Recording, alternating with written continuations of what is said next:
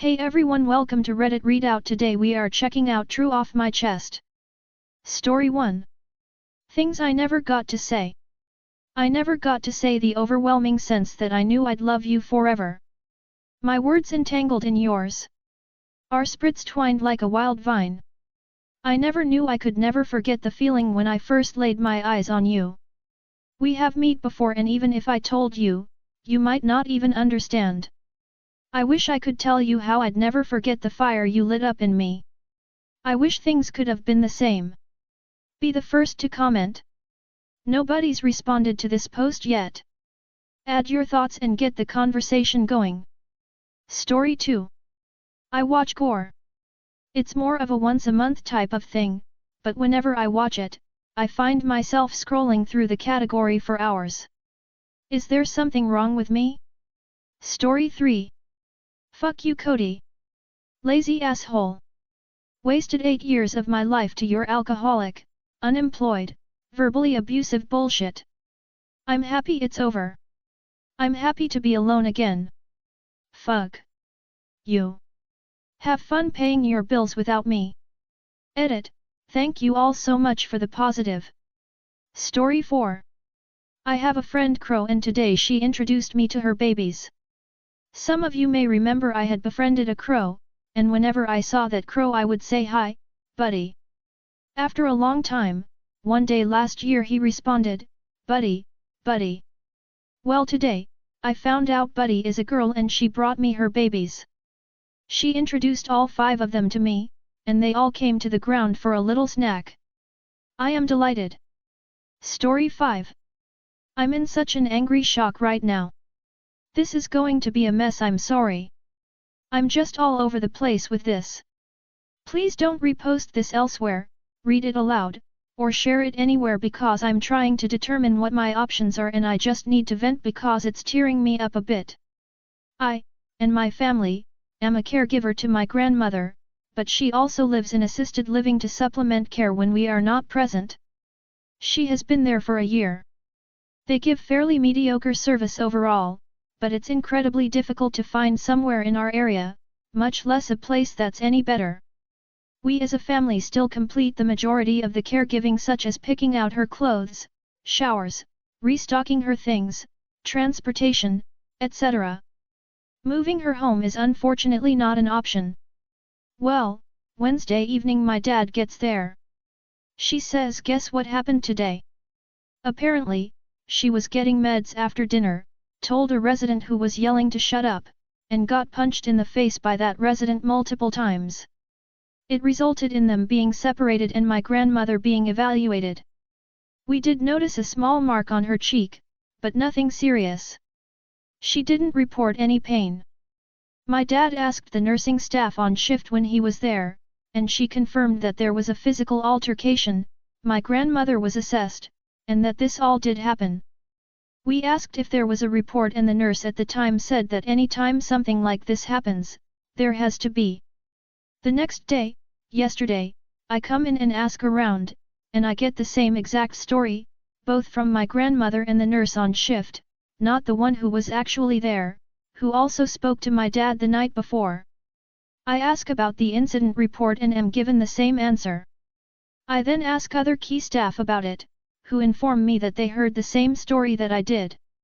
I go to the director of nursing, who heard nothing of the incident when I brought it up to her, but said they technically have 24 hours to file the report. She tells me she will investigate and get back to me. I take a photo before leaving, and there are definitely marks on her face, albeit they are darker in the camera than in real life. I just got off of the phone with her today. First thing she does is tell me that my grandmother was clear that she was never touched by this woman, and it was obvious in a physical inspection that there was no mark. I told her that was weird, because that's what we were told. She then goes on to tell me that she did an investigation on the matter and that the nurse who witnessed the event was actually directly in between my grandmother and the woman at the time of the incident, so there was no way that my grandmother could have ever been hit. Apparently the nurse was standing there because the attacker in question flails her arms in bouts of anxiety all the time, and it definitely wasn't a punch. She also said that the nurse who told me and my dad what happened backed up her story and didn't know where I got any of this. I mentioned that another member of staff had heard a similar story, and she said that if that was the case then why didn't that member of staff file an incident report? She was insistent that the lack of report indicated that nothing happened, and that if that particular member of staff didn't file a report on hearing what happened, it didn't happen. I expressed how absurd that was. She lightly scolded me for getting involved in a game of telephone, told me that the attacker should really be in memory care but isn't, never gave me her name, and that's just how it is, and that was all. I said there were other witnesses, but she said that since they were residents, most likely with light dementia who should be in memory care, they weren't credible. I asked if there were cameras and she said no. The nurse's story was enough. That's it. Apparently I just hopped on a gossip train where everyone was tripping, none of this ever happened, and I'm the psycho Karen of a family member who complained about nothing. I have no clue what to do. I can't just pull her out, because we lose vital care resources if we do. We don't have another place lined up, because they all have waiting lists and don't have those resources. We can't just send her out of the city or state, because we can't come with her. I can't ruffle too many feathers, because at the end of the day she still relies on this place for care. I'm so frustrated, pissed, confused, and shocked. I feel like there's nowhere to go and nothing to do. When I think about these things, it's incredibly depressing because there are no options. Thanks for letting me vent. Story 6. I'm just tired of being poor and depressed. Right now I just subsist off loans mostly. Small town life has a high COL for me. I don't drive and am terrified of cars anyways. I have severe manic depression. Right now, I'm generally eating once every 4/5 days and it's only going to get longer. I have to move back in with my mother who is also struggling financially. Once we live together again we'll be okay-ish, but right now it's just really hard. I can't afford to take out another loan just for food, and the food bank's food here is moldy and mostly inedible. I take what I can. I feel so pathetic. My old phone cracked and I don't have a debit card. My ID is expired so I can't open a new bank account since my main bank has no branches within 2 hours of me. They won't mail me a new card until I go in.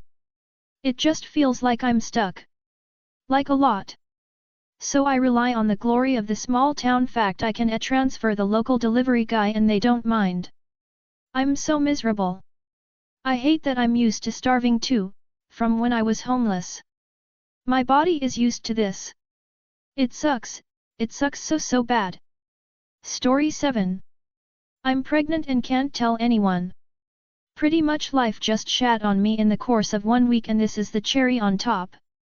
Took a pregnancy test this morning and it came back positive. My husband left me last week so for obvious reasons I cannot keep it. I have no interest being a single mother or co-parenting with someone who didn't want children in the first place, and even if I kept it my alcohol use the past few weeks make me worried that I've already given it a terrible start at life even if I had a desire to keep it. I would tell my friends but I don't want to add more to their plates when they are already being so supportive to me during this separation, and the potential judgment they may have. I feel angry, vulnerable, and scared for the decision I have to make and I just need to get this off my chest before I implode. Story 8. I want to off myself. I'm so sick of everything, I'm a burden to everyone around me, I'm a failure at school, I'm a failure at work, I'm horrible at everything I do, I'm a terrible girlfriend, I make my boyfriend life a living hell, he's always arguing with his parents and it's all my fault, everything would just be better if I wasn't born but too much of a fucking coward to go through with anything, I hate myself and just wish I could stop existing, it would do better to everyone at this point. Story 9. My kids don't like my cooking. This is such a stupid reason to be upset. I, 39F, don't mind when my kids, 4M, 8F, 12M, say they prefer their dad, we are not married but together for 20 years, or they say he is more fun. This thing varies and depends on who of us managed to piss them off lately. I am their mom and I was always there for them when my BF went to work from 8 to 19, long commute. My BF spends time with them one-on-one and plays with them, mostly. Now I also told him to check up on their school work, the oldest one, because I never cared about doing well at school and it is more important to him. Anyway, yesterday my kids were talking about the food they like that we prepare. They are all picky eaters, including my husband. He will eat anything but only because it is sustenance and not because he enjoys it, and there are some meal that we cycle through on weekends that we cook that we know they like and throw in some things they don't from time to time, that my BF and I enjoy.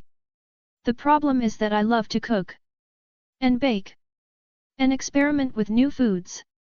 But doing it for myself means eating it myself and every time I end up disappointed that Noon likes what I made. These are not some exotic things like snails. I made lasagna and loved it. Noon else, my kids and BF, did.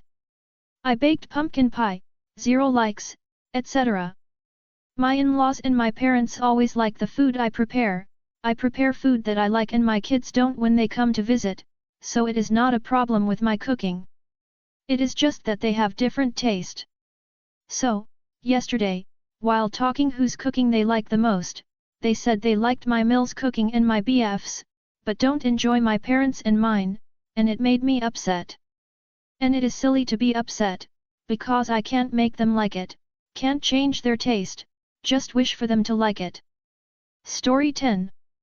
I'm killing myself because my body will never look the way I want it to. I have wide hips and I'm 5'7", so my body will always look too blocky.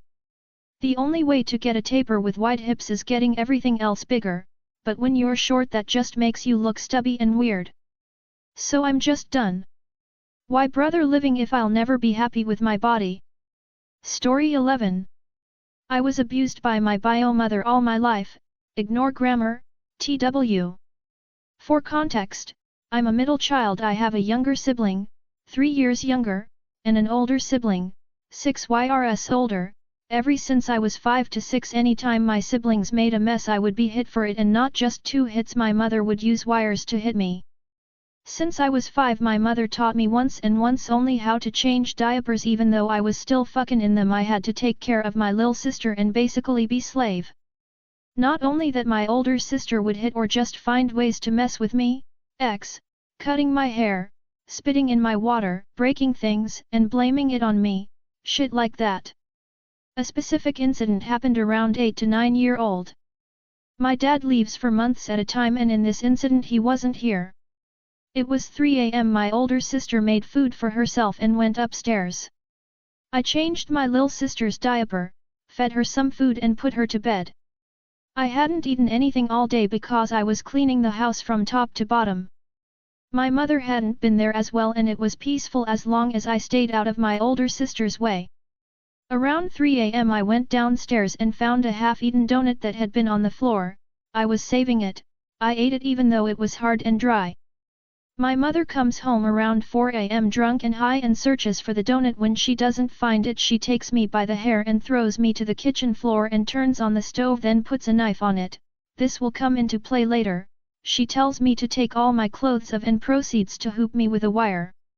She then takes the knife off the heat and tells me to turn around. She burned me all over my body and I still have the scars.